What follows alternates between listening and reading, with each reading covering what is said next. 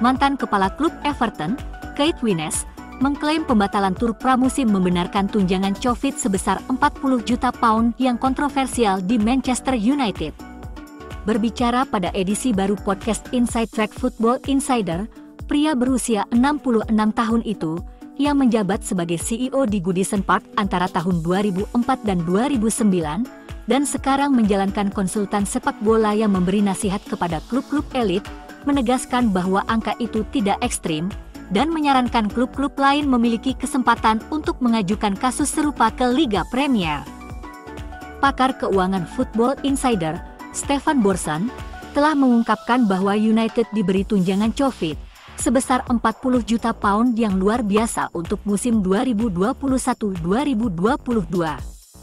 Sementara klub-klub papan atas lainnya diyakini telah mengklaim total 20 pound juta tunjangan kontroversial itu telah memungkinkan Setan Merah untuk mengurangi kerugian mereka, berdasarkan aturan keuntungan dan keberlanjutan, PSR, meskipun seluruh musim dimainkan di hadapan para pendukung. Sumber-sumber mengatakan kepada Football Insider, 7 Agustus, bahwa situasi United kemungkinan akan menimbulkan kontroversi di ruang rapat Everton dan Nottingham Forest setelah pengurangan poin PSR mereka musim lalu. Sementara itu, diyakini juga bahwa klub-klub seperti Aston Villa dan Newcastle United yang telah menjual pemain agar tetap berada dalam batas PSR juga dapat menunjukkan ketidaksenangan atau protes mereka. Manchester United mengawali musim Liga Primer baru dengan mengamankan 3 poin penuh melawan Fulham di Old Trafford pada hari Jumat, dengan Erik ten Hag terpaksa merombak susunan pemainnya karena cedera. Dengan absennya Rasmus Højlund, pelatih asal Belanda itu bertahan dengan sistem 9 palsu, sementara di lini belakang, Diogo Dalot bermain di sisi kiri menggantikan Luke Shaw yang cedera, sementara pemain baru Noussair Mazraoui bermain di sisi kanan. Shaw diperkirakan akan absen hingga jeda internasional, sementara pemain internasional Belanda itu kemungkinan besar tidak akan fit sebelum Oktober. Mengingat riwayat cedera mereka, akan lebih bijaksana untuk merekrut bek kiri. Tidak banyak dana yang tersisa untuk menutupi celah itu. Dengan Marcos Alonso, Ferdi Kadıoğlu, dan Mario Hermoso di antara nama-nama yang disebutkan. L'Équipe kini telah mengungkapkan bahwa Adrien Truffert dari Stade Rennais menarik banyak minat dari Liga Premier dengan banyak klub yang tertarik pada pemain Prancis itu. Ia memainkan peran utama dalam perjalanan Prancis ke final Olimpiade sementara musim lalu, pemain berusia 22 tahun itu mencatat 7 assist dan 2 gol dari bek kiri. Bek kiri peraih medali perak Olimpiade itu kembali berlatih pada hari Selasa di Britania, tetapi ia menjadi incaran beberapa klub, terutama di seberang selat. Wolverhampton, Liverpool, Manchester United, Nottingham Forest semua berminat. Nilai pasar bek tersebut menurut Transfermarkt adalah 18 juta euro dan dengan hanya tersisa 2 tahun dalam kontraknya saat ini, musim panas ini mungkin menjadi kesempatan terakhir Rennes untuk mendapatkan kembali biaya yang besar. Tak hanya 4 nama itu, mantan pemain Man United Sergio Reguilon bisa menjadi kunci untuk mendatangkan pemain kelima Setan Merah di musim panas ini. Kemungkinan kedatangan Reguilon di Fenerbahce akan memungkinkan pemain internasional Turki, Ferdi Kadıoğlu, meninggalkan tim asuhan Jose Mourinho, dengan Brighton dan United menjadi 2 tim utama yang dikaitkan dengan tanda tangannya. Satu hal yang menghalangi pelepasan Kadıoğlu adalah desakan Presiden Ali Koch bahwa dia tidak akan dijual, tetapi menurut Fotosport, situasi itu kini telah berubah. Rupanya Presiden telah berubah pikiran setelah tersingkir dari Liga Champions dan telah memberikan izin kepada pemain nasional itu untuk pergi.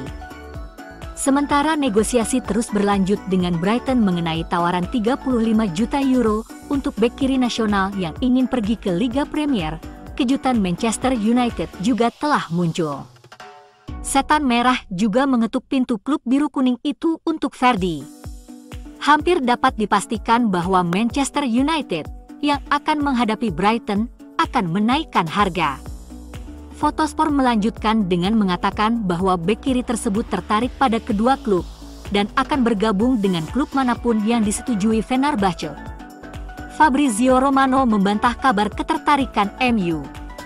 Namun, kekhawatiran cedera yang terus berlanjut atas Luke Shaw, yang telah absen lagi, dan atas penggantinya Tyrell Malacia, telah menyebabkan United meninjau kembali kemungkinan untuk mendapatkan spesialis lain di posisi tersebut. Masa depan Scott McTominay telah menjadi sangat erat kaitannya dengan mantan pemain Manchester United lainnya, Romelu Lukaku. Lulusan akademi tersebut dianggap sebagai pemain yang dapat dilepas jika ada klub yang mampu memenuhi harga yang diminta Ineos sebesar 25 juta pound.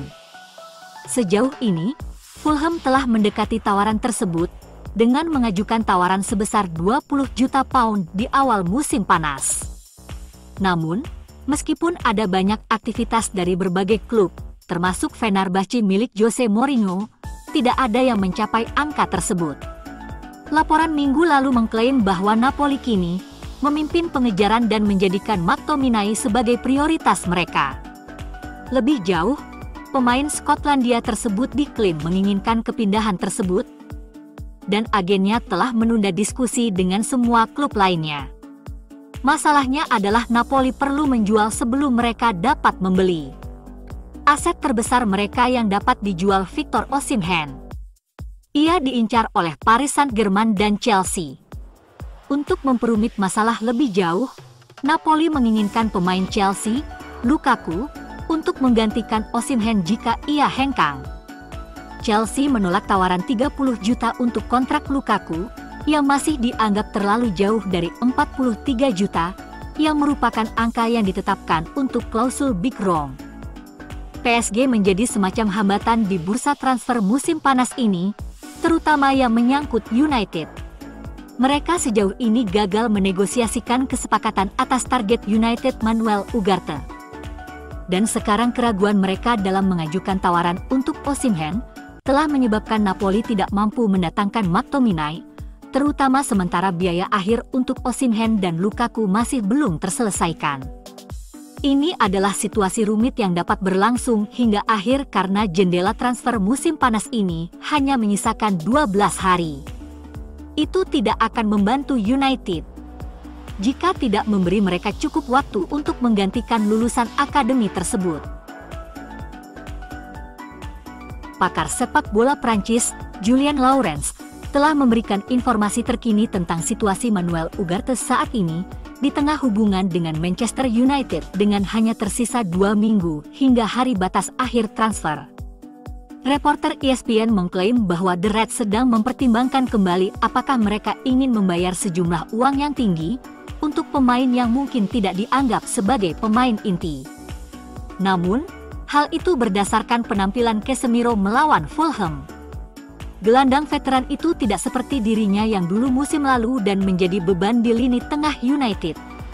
Mungkin kita akan melihat Casemiro tampil lebih baik musim ini, meskipun setidaknya diperlukan pelapis, karena United tidak memiliki opsi lain untuk bermain di peran gelandang bertahan.